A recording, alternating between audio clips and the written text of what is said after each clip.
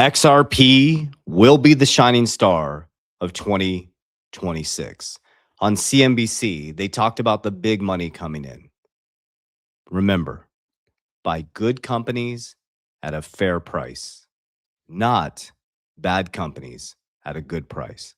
It's very important that if you're getting into crypto or you've been in crypto, to start to consolidate into real world solve projects. Stop chasing the hype, stop chasing the hopium, and build a system. Here's the truth, and a hard truth. This might upset some people. $1 million, if you don't have a plan, if you're not structured, is going to wreck you. It's not going to make you financially free. That's why lottery winners go broke. That's why pro athletes often go broke. In the process of becoming a millionaire, it's more important who you become in that process. $1 million won't free you, but $1 million mixed with the system that can compound could eventually free your family forever. So it's really important if you're wanting to explore cryptocurrency or get into the investment space, because the truth is only 10% of the population runs the markets, right? So everybody's complaining about the stock market. Trump saying, hey, the stock market's at an all-time high. Well, most of the middle class is not in the stock market. And most of the middle class is still struggling. And I'm here to tell you the truth. Is the middle class is going to get wiped out, leverage source technology, move down to the working poor by 2030. And the next president's going to run on high inflation, and the middle class got wiped out, and the 1% became extremely wealthy. There's only interest in the system, guys. You're paid in someone else's debt. You're earning it or you're paying it. There's your answer. So we need to help you transition from paying it over to earning it. If there's only debt in the system, there's a winner and there's a loser. So in today's video, I'm going to show you how CNBC said that XRP, just like I said they're going to be the shining star. They're talking about this is the trade of the year. And I'm going to show you the facts, figures, numbers, logic, and how high Bitcoin is in regards to worldwide companies.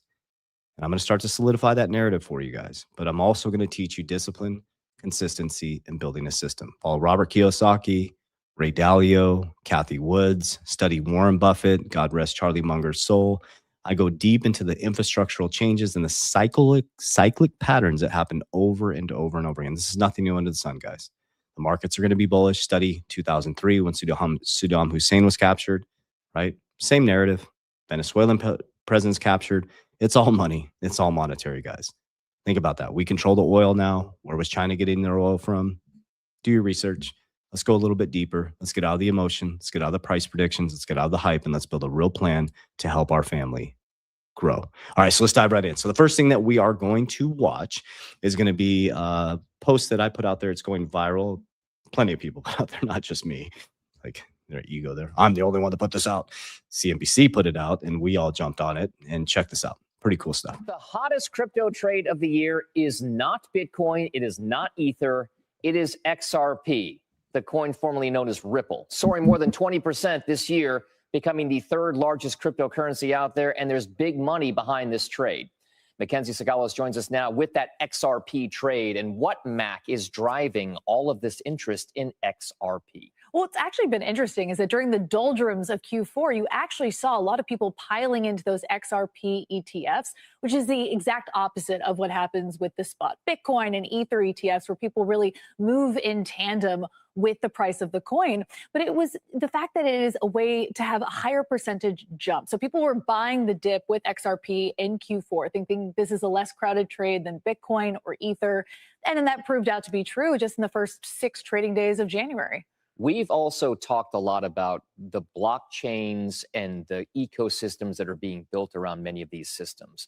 We know kind of what they are with regard to Bitcoin. We certainly these days know what it is around Ethereum and Ether. What exactly is the big use case or driver? What's the practicality for XRP? Well, with XRP and Solana, those are the two very popular altcoins right now where you're seeing a lot more interest. And with Solana, a lot of these different forms of tokenization. So we talk about tokenized dollars all the time in the context of stable coins, but now we're seeing a lot of people move into tokenizing money market funds, and Solana has become a blockchain use case. Okay, then it stops right there. I cut the video off, and it says, she says, an XRP is for cross-border payments, okay? And this is the next one that I want to show you here. This is from CNBC as well. It says just in 68.7 billion Coinbase, John D'Agostino, live on CNBC. Listen to what he says about crypto. So it did, and it is. And this is sort of what's been frustrating for those of us who work on the institutional side for the last 6-7 months, has been the delta between retail negative sentiment and institutional and regulatory momentum. So we look back at last year, and I must have been on. Let me reiterate what he just said. So retail sentiment, the bearishness, and he's going to talk about institution. You got to understand, this is an institutional game now. That's why you got to get out of the hype. You got to get out of the hoping. You just got to start thinking like an institutional player. You got to stop thinking like a crypto bro, the hype, the jumping into the next crypto. Now you're going to start to see, you're already seeing it's going green. The influencers are coming back and doing their crypto content. Influencers are going to start launching tokens. Run as fast as you can, guys. There's no next best thing. I promise you. Okay. Study books like this. Okay. Warren Buffett. We'll go into that in just a moment, right? Warren Buffett's interpretation of financial statements. Okay. Study Intelligent Investor by Benjamin Graham. Buy good companies, buy good cryptos at a fair price, not bad cryptos at a good price. That's not how winning is done.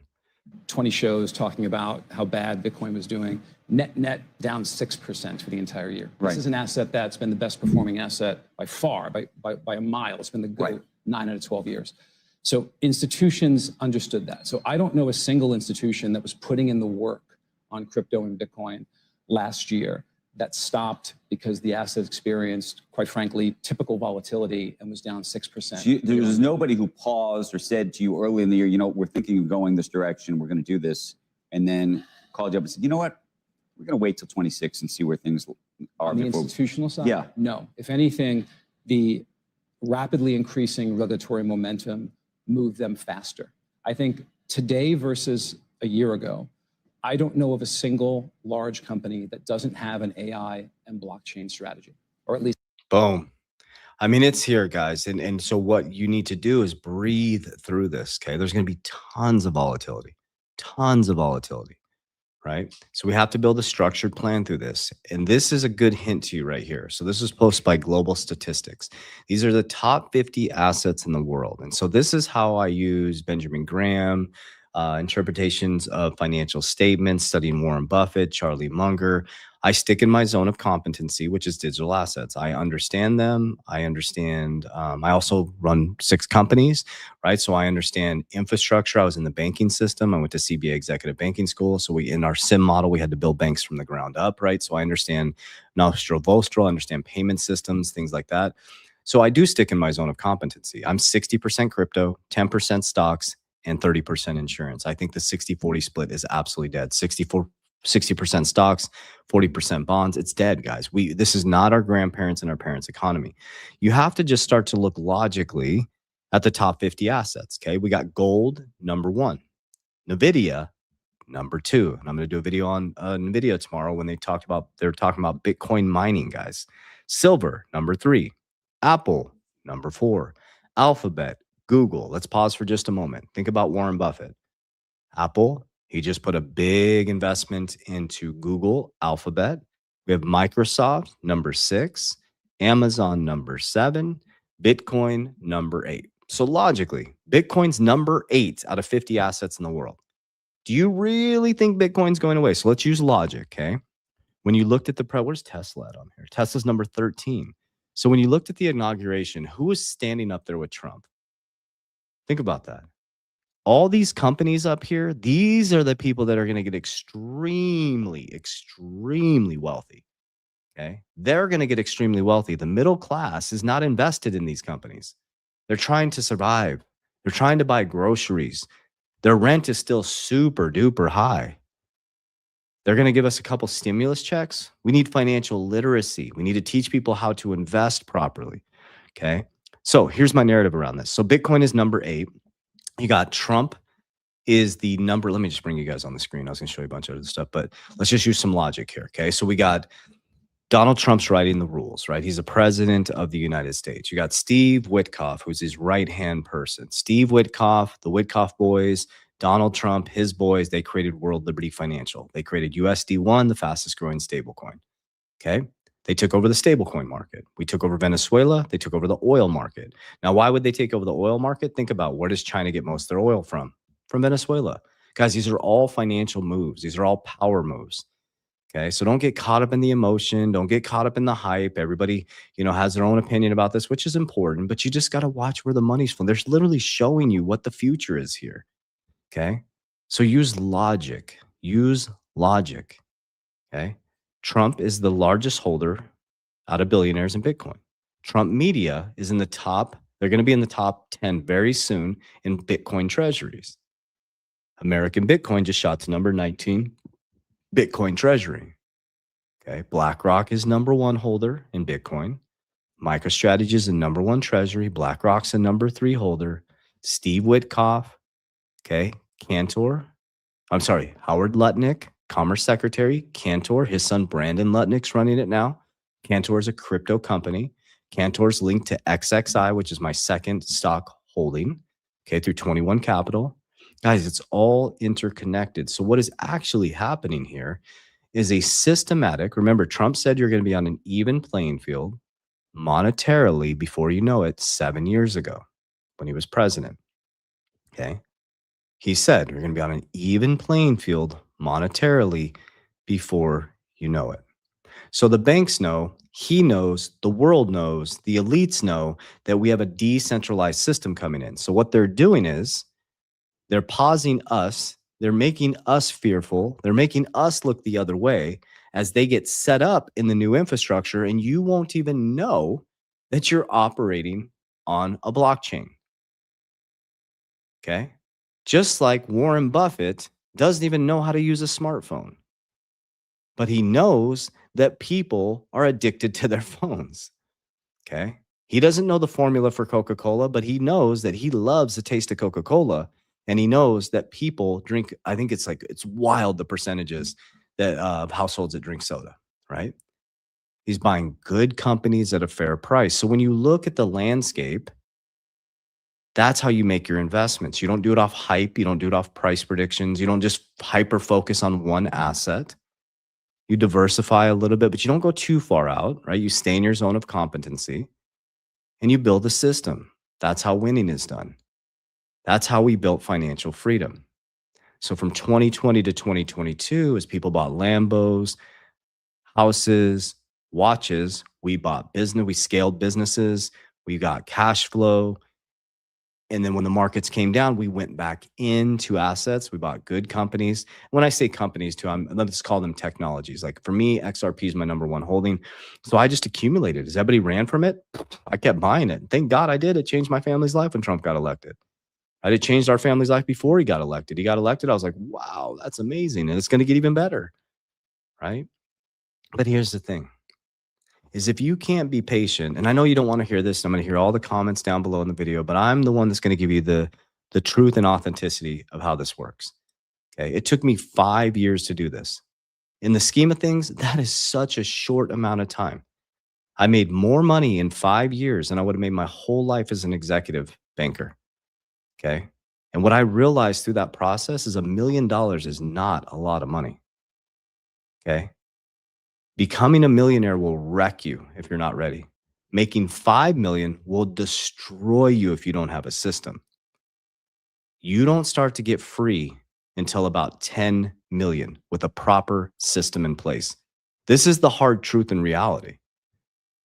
Waiting for a price prediction, waiting for a savior to come out of the sky is not going to work. You need discipline. That's why they were called disciples, disciplined people. He picked the most unlikely people to become disciplined disciples. You need to be disciplined physically, spiritually, and financially. It needs to be 3, not one or the other. As a man and head of household, you can't have a bunch of money and be sloppy physically and not protect your family and be a slop spiritually, because you will squander your money. The foundation should be spiritual discipline. Next should be physical. God should be number 1. Physical, you should be capable. I'm not talking about abs and, fitness body. I'm talking about capable of protecting your family, fast enough to move if something happens. becoming a warrior in a garden versus a gardener in a war. It is very unattractive for a man not be able to protect and provide safety for their ecosystem, the feminine within their life, and their family. Okay. And then mostly you should be disciplined financially. Those should be your 3 focuses. So men, if you're looking for purpose, there you go. That is your purpose. That is your purpose. You're seeking it out in the world through a watch, a Lambo. Nobody gives a shit what kind of car you drive. They don't. Nobody cares. And the people that do care aren't going to get you anywhere. Trust me. Study the people who have real wealth. They're not showing their cars. They're not showing their lifestyle. Like, think about it. Think about the people who have true wealth. Are they really showing you their lifestyle? People that have true grounding, people that have true purpose, are they really showing you their lifestyle? No, they're not. Because once you get to a certain amount of wealth, it's all the same. Things start to change. You start to see the billionaires start to reverse engineer and start to become less flashy. Because wealth is about freedom. Charlie Munger says it the best, and I'm going to paraphrase all of this. Wealth is about not having to listen to another man that you don't respect. Wealth is about having your own ecosystems so your wife and kids don't have to smile at some boss that you hate, that you despise, just because you have to earn money to support your family. That should be your aim. Wealth is you can say what you want, when you want, with true authenticity, without another man holding a paycheck over your head. That should be your aim. That should be your focus. And I made that my focus. That's why I created my own ecosystems, my own businesses. I took the income and I built assets. I took the assets when they profited and I built cash flow. And I made sure that I put my family in a position where we can walk how we want, we can talk how we want, we can be free, we can be sovereign, and we can cut people off like a katana blade if they're outside of our principles. That should be your aim. That should be your focus. Not waiting for a price prediction, not waiting for a savior, but getting your shit together. As I move forward on this channel, I'm just going to speak my mind. What's in here is going to come out. Okay, that's it. Because what are we here for? What's the point of this? I posted today on my social media a vulnerable post, and I'll be transparent with you guys if you made it this far.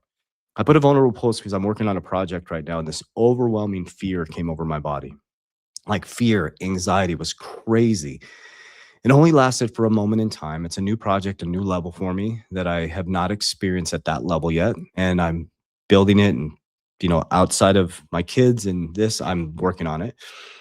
And this fear and anxiety came over my body. And I was like, whoa, am I capable of doing this? Will I be able to, will it be received well? Will it? And I just went through this whole process, and it lasted a couple minutes, and then boom, I got myself, I can, I will, I must. And I started building myself back up, and of course I can. And of course I'm capable. But there was this moment of fear. And I thought of the word influencer, right? And I hear people say things like this, like, oh, I'm an influencer. And I'm like, influencing who? What are we doing? What are we influencing here? Right? Well, what's the point of that? We are here to be authentic. We are here to speak our truth. So like on my Twitter account or my X account, right? Often posts come from ego, and I post it. I pray every day, so I post it because I do pray every day, right? And over the past 2 years, I just post what's on my mind. And I'm like, well, why wouldn't I post when I'm vulnerable? So I posted that. And I made a commitment to myself. That's my only change in 2026. I'm going to continue to do my same discipline actions physically, spiritually, and financially. But the biggest thing that I'm going to change is I'm going to tell you what's on my mind. I'm going to say it without fear of judgment, losing businesses, losing followers, because that's where peace comes from. Peace comes from having a financial structure where you have enough cash flow to support your family without relying on another man or woman. Being physically fit enough to protect your family so your family feels safe and the divine feminine can magnetize. Right? And lastly, being truly authentic and saying what's on your mind, and people get to make a decision if they want to be around you. That's freedom. Okay. So I love you guys. If you made it this far, I appreciate you. I honor you. I'm very thankful and I'm very grateful to even have this channel. I'm telling you, like, I do not, something that almost makes me emotional. I am not taking this for granted. Like, every day I wake up, like, I get to do what I love. Like, it's wild. Like, I'm being very vulnerable here. I don't know what's up with the vulnerability the last 24 hours, but when I wake up in the morning, I am so excited to come do these videos. I love doing my TikTok. I love doing my Instagram. I love studying this stuff. It is my zone of competency. It's what I love. And so I want to say thank you, like truly, truly thank you that you received this well, and that I could actually do this, and that I could have this platform that is hopefully impacting people's lives, right? And that's my only hope, is that I'm sharing information that helps your family. And so I just want to say thank you. And I hope that you'll respect the authenticity, and I hope that you'll respect, you know, if you're a friend of mine, you know, I'm going to tell you how I feel, and I would expect you to do the same thing. But what I will leave you with this is, by living that way, you'll develop what's called discernment, and you can be able to see who's not authentic. And I'll tell you what, if you're an influencer or anybody, the word influencer is wild, a person, if you're not authentic in 2026 and beyond, you're going to get exposed. So you may as well just lay it on the table for yourself. You may as well lay it on the table with God. Repent, get disciplined, get consistent, speak your mind, and let's kick some ass together in 2026. As we always say, Warriors, rise, get your shit together. Let's go.